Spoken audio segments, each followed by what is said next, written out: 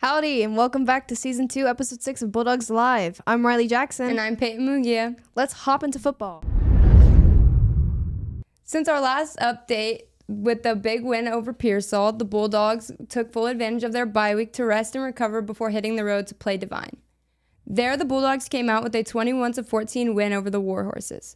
For the final game of the season, the Bulldogs played San Antonio Memorial, in which they pulled out a 55-7 victory that secured their spot in the playoffs. Make sure to go check out the HOCO parade video that's now up on the channel.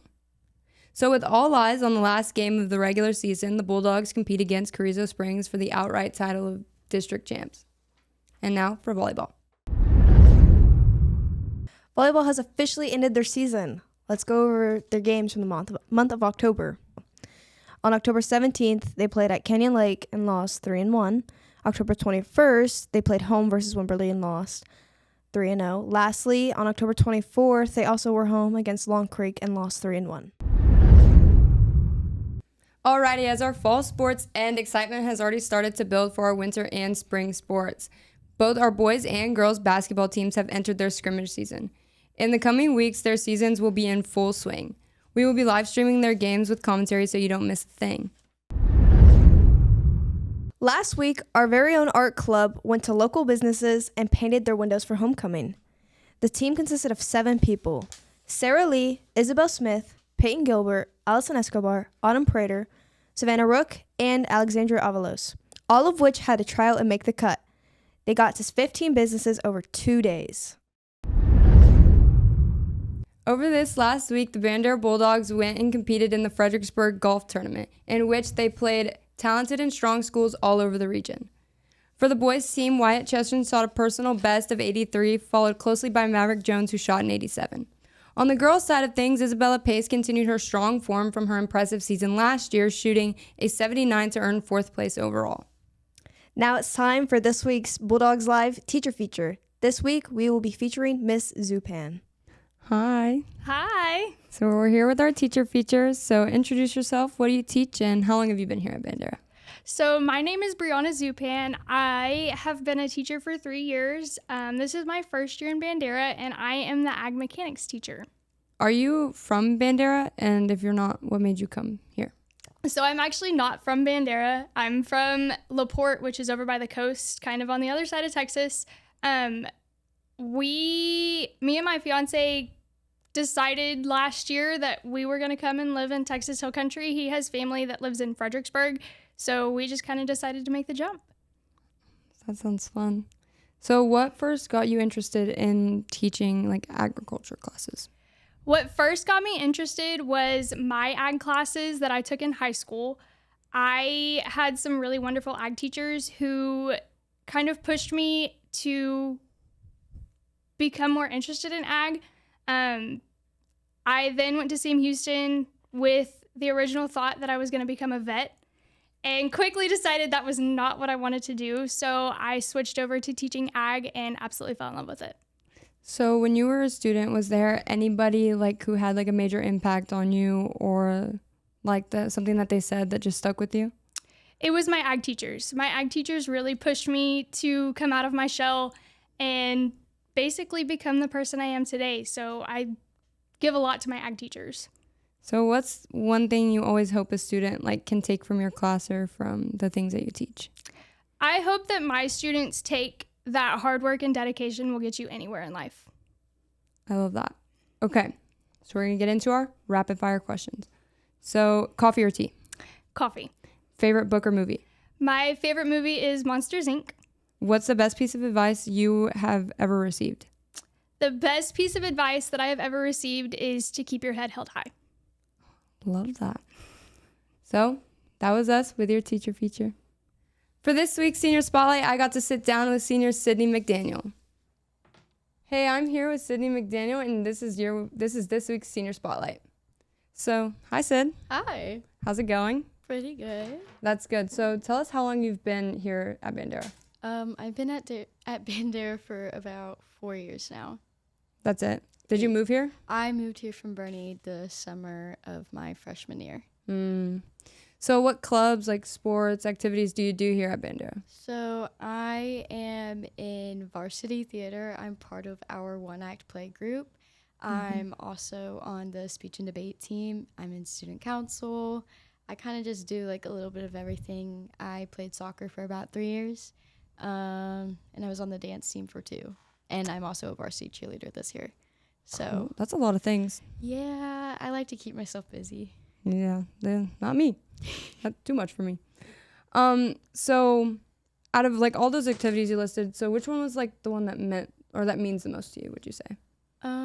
I think I would have to say theater. It's just kind of like been the family I had when everything kind of felt like it was falling apart, and just like knowing that like I had a support system, and everything is just like always super super fun. We get to travel a lot for one act, and so like all the memories and stuff. It's just like it's very fun.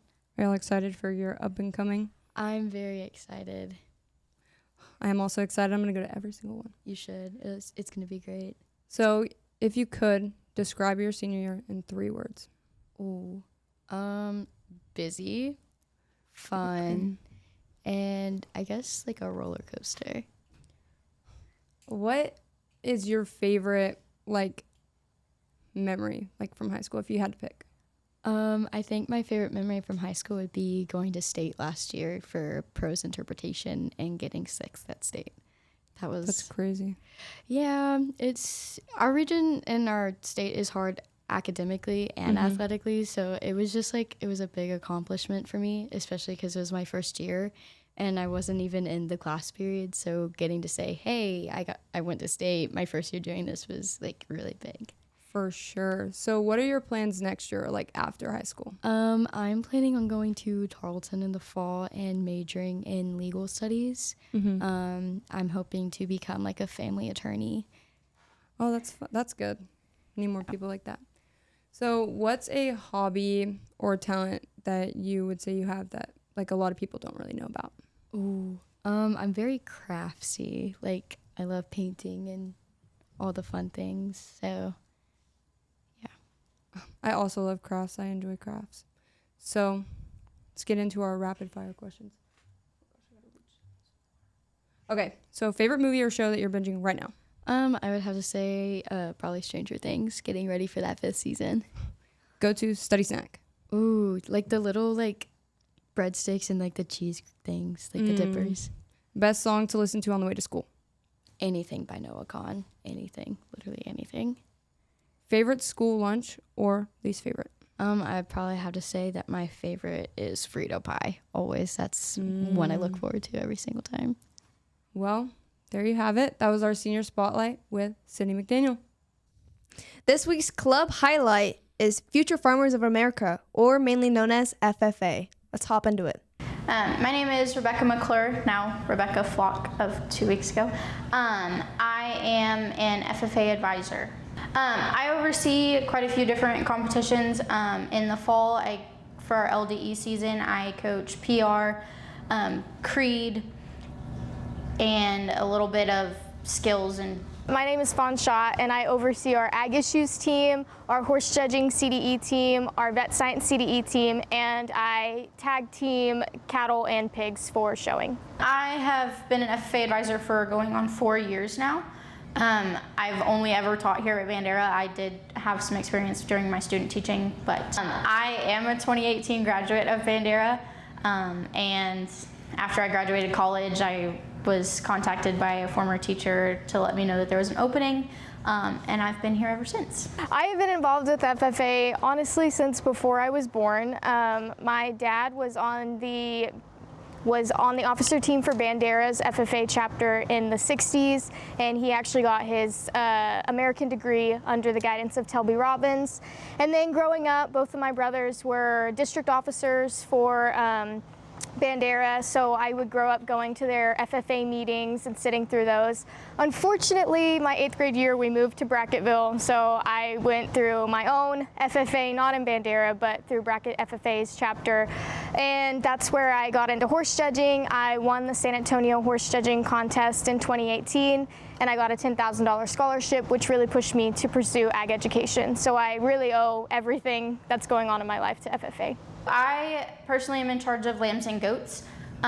We get our lambs and goats anywhere from May to August, September.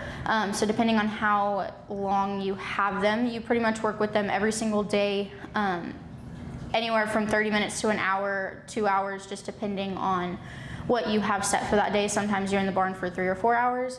Most show days you start early in the morning. You typically have to be there by 7 o'clock. Most shows start between 8 and 9 o'clock. And depending on how big the show is, you could be there all day. You have to wash your animals, you have to make sure they're fed, you have to make sure they're clipped correctly. Most of the time we'll clip a few days prior to them, so we'll just do touch-ups at the show. You have to be aware of what's going on in the show, what classes they're on. And most shows right now that we're currently going to have more than one ring, so they'll have one show where it's like goats happening and then lambs happening, and then they'll switch. So it may be 4 or 5 o'clock before you're done for the day. There's quite a bit of work that goes into showing pigs and cattle. Cattle definitely would have the most work, in my opinion. These kids get their projects around April, and they take care of them all summer, and then come into the show season that starts. Jackpots around October, and then the major shows in January and February. They have to put in the work every day. The animals have to be fed morning and night. They can't just fast, you know. They have to be fed, washed daily. Their pens need to be taken care of daily. It definitely teaches a lot of responsibility to the students, and that's my favorite part of being involved in these projects, is seeing the kids grow and their responsibility grow. There are a lot of different scholarship opportunities. There's scholarship opportunities through our Bandera County Junior Livestock Show. So if you show a project, you're opening the door to that. If you show livestock, San Antonio, Houston, all of those big shows have scholarship opportunities, and there's also Texas FFA scholarships that are offered each year. It also, just being an FFA looks really good on any scholarship application. If I was going to convince someone to join FFA in 10 seconds, I would use the beautiful line of, "You will get to miss school for contest." So that normally gets the kids kind of in, you get that excused absence. But if I were to go into it deeper, there's a million reasons to join FFA, and not to sound cliche, but you really will make so many memories and make some of your best friends. Well, that was an exciting past few weeks for BHS. If you enjoyed this week's video, make sure to like, subscribe, and hit the bell icon so you never miss another video. I'm Peyton Munguia. And I'm Riley Jackson. And together, we are one.